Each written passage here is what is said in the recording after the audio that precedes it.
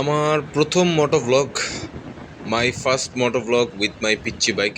যদিও ভিডিওটা অত ভালো হয় নাই, তারপরেও চেষ্টা করেছি যতটুকু ভালো সম্ভব দেখানোর। তবে আগামীতে আরও ভালো ভিডিও পাবেন। আজকে যাচ্ছিলাম হচ্ছে অফিসের দিকে যাওয়ার সময় চিন্তা করলাম ফার্স্ট ব্লগটা এখান থেকেই শুরু করি। আর এদিকে রিক্সাওয়ালার সিএনজিওয়ালা দুজনে যে কি মারামারি শুরু করছে, পুরাই জনসিনা আর আন্ডারটেকারের মতো। একজন আরেকজনের মারতেছে আর পাবলিক দাঁড়া দাঁড়া দেখতেছে। এদের আসলে দেখা ছাড়া কোনো কাজ নেই, মজা নেওয়া ছাড়া পাবলিকের আর কোনো কাজ নেই। পরে দুজনের ছাড়াই দেয়া আমি আবার রওনা হয়ে গেলাম আমার কাজের উদ্দেশ্যে। এটা হচ্ছে বাবুবাজার ব্রিজে আছি এখন, ব্রিজের উপর দিয়ে যাচ্ছি। ব্রিজটা সবসময় ফাঁকা পাওয়া যায় না, আজকে ফাঁকা পাইছি কারণ হচ্ছে শুক্রবার হওয়াতেই ব্রিজটা ফাঁকা থাকে। তাছাড়া ব্রিজের ওই মাথা থেকে এই মাথা পর্যন্ত পুরোটা জ্যাম থাকে।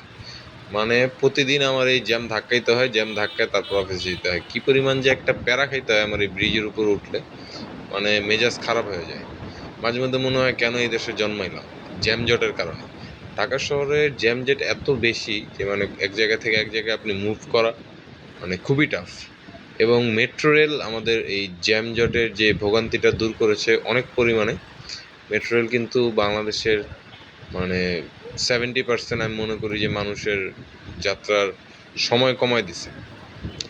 যাই হোক, সেক্ষেত্রে অনেক ভালো কাজ করছিল, আবার অনেক কিছু মানে এমন কাজও করছে যার কারণে তার দেশ ছেড়ে অবশ্যই পালাইতেই হয়েছে। এখন আছি হচ্ছে আপনার বংশালে, মানে হচ্ছে বংশাল মালিটোলা নাজিরা বাজার হয়ে আমি বঙ্গ মার্কেট হয়ে দেন অফিসে যাব। আমার অফিস হচ্ছে আপনার বাংলা মোটরে।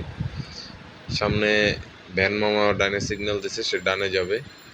প্রথম ভ্লগ করতেছি, কিভাবে ভিডিও করতে হয় জানি না, অনেক রকম প্রবলেম পাবেন, সব কিছু ইগনোর করে সাপোর্ট করবেন। আশা করি সামনে কোয়ালিটিফুল ভিডিও আসবে। আর এদিকে দেখেন এক হুজুর রাস্তা পার হইতেছে, গাড়ি দেখ আসতেছে কিনা। ভাই আমি যদি আরেকটি স্পিডে থাকলাম ওরা মাইরেই দিতাম, যদি আরেকটি স্পিডে থাকতাম। মানে মানুষ এতটা কেয়ারলেস, মানে একদম অসতর্ক হয়ে রাস্তাঘাট পার হচ্ছে, খুবই খারাপ অবস্থা। আর বিশেষ করে এই যে অটো রিক্সাগুলো ঢাকাতে মানে সিটিতে মেট্রোপলিটন এরিয়াতে ঢুকতে না দেওয়াই বেটার আমি মনে করি। কারণ হচ্ছে এরা এমনভাবে ডাইনে বামে চাপ দেয়, গাড়ি চালানো খুবই টাফ। এদের কারণে রাস্তায় অ্যাক্সিডেন্ট হয় বেশি। একটু আগে দেখাইলাম দুইজন মারামারি করতেছে, সিএনজির মধ্যে বাজায় দিছে রিক্সা। আসলে এমনই হবে, কারণ এরা অটো পিক আপ পাইছে, মনে হয় যেন হুন্ডা ওরাই চালাইতেছে, বাইক ওরাই চালাইতেছে। আর এদিকে আরেকজন দেখেন দৌড় দেওয়ার প্রস্তুতি নিয়েছিল কিন্তু থেমে গেছে। কেন দৌড় দিতে হবে? তুই আগে গাড়িটা যাক, দেন পার হ। তো মানুষ আসলে এটা বুঝে না, তার আগে যাইতে হবে, এটা হচ্ছে কথা। এরপরে যে মরে যাবে, বাসায় যেতে পারবে না, সেই কথাটা একবারও চিন্তা করে না। কিছু মানুষের অসতর্কতার কারণে বাইকারদের আজকে কোনো মানে বাংলাদেশে কথা বলতে পারেন মূল্য নেই। ব্রিজ উঠতে দেয় না, এক্সপ্রেস ওয়েতে উঠতে দেয় না। এতদিন পদ্মা সেতু বন্ধ ছিল, উঠতে দেয় যদিও, এতদিন তো বন্ধ ছিল। যাই হোক, মনে করেন যে যত মানে প্রতিবন্ধকতা সৃষ্টি আছে সব বাইকারদের উপরেই। পুরাই বিদিক আসলে ঢাকা শহরে গাড়ি টাড়ি চালানো।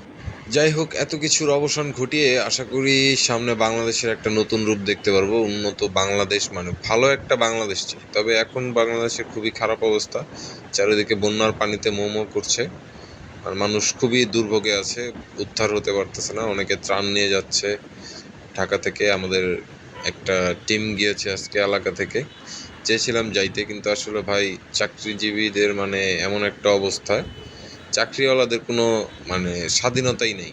আমি মনে করি যারা চাকরি করে এদের কোনো স্বাধীনতাই নেই। মানুষ মানে পারে না, এদেরকে বাইন্দা রাখে একদম। তো যাই হোক, এত বাদাবাদির মাঝখানেও আপনারা যারা গেছেন আর যারা যাইতে পারেন নাই, যারা গেছেন তারা তো গেছেনই, যারা যেতে পারেন নাই ঘরে বসে আছেন, আমি মনে করি ঘরে বসে তাদের জন্য দোয়া করেন। আমিও দোয়া করি যাতে সব কিছু ঠিকঠাক হয়ে যায়। বাংলাদেশের খুবই খারাপ অবস্থা এখন চলতেছে, মানুষ খুবই খারাপ সময় পার করতেছে। একটা ভিডিও দেখলাম আমি, যে কান্না করতেছে, ভাই ত্রাণ লাগবে না, আমাদেরকে উদ্ধার করেন। মানে তাদের জীবন বাঁচানোটাই এখন একটা বড় চ্যালেঞ্জ হয়ে দাঁড়াইছে আর কি। খাবার দিয়ে কি করবে যদি জীবনই না বাঁচে? তো অনেকেই দেখলাম যে ঢাকা থেকে নৌকা টোকা নিয়ে গেছে। ঢাকা থেকে নৌকা নিয়ে যাওয়াটা কিন্তু মানে খুবই বড় একটা ব্যাপার। তো আমাদের এলাকার এক আপু দেখলাম গাড়ি দিয়ে দিছে, যে ভাই কোনো টাকা পয়সা লাগবে না, হায়েস আছে ওনার। 12 জন আমাদের এলাকা থেকে একটা টিম গেছে, রেস্কিউ টিম। 12 জনের মধ্যে 3 জন মনে হয় এখন পর্যন্ত নিখোঁজ, পাওয়া যায়নি তাদের কোনো খোঁজ। যাই হোক, আশা করি সব কিছু ঠিকঠাক হয়ে যাবে। আল্লাহ তুমি রহম করো মানুষের উপরে। মানুষের উপরে একটু রহমত দান করো, যাতে মানুষ শান্তিতে একটু বসবাস করতে পারে। কারণ অনেক অনেক রক্ত দেওয়ার পরে দেশ স্বাধীন করছে দ্বিতীয়বার, কিন্তু স্বাধীন করার পরে আবার ভাসায় দিছে পানি দিয়া। এতদিন রক্ত দিয়ে ভাসাইছে শেখ হাসিনা, এখন আবার ইন্ডিয়া ভাসায় দিছে পানি দিয়া। মানে বাংলাদেশের মানুষ কই যাইব, কই যাইব আসলে? পুরাই বিতিক। আল্লাহ সবাইকে মাফ করে দিক, এটাই কামনা করি। আর যারা উদ্ধার কাজে গেছে তারা যাতে সুস্থভাবে এবং সহি সালামতে ফিরে আসতে পারে সেই দোয়াই করি। তো অনেক কথাই বললাম, এটা আমার প্রথম মোটোব্লগ ছিল।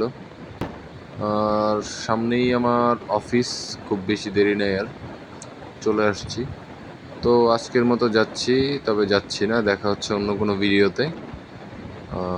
আপাতত রাখি, আজকের মতো বিদায়, বাই বাই, ভালো থাকবেন সবাই, আসসালামু আলাইকুম।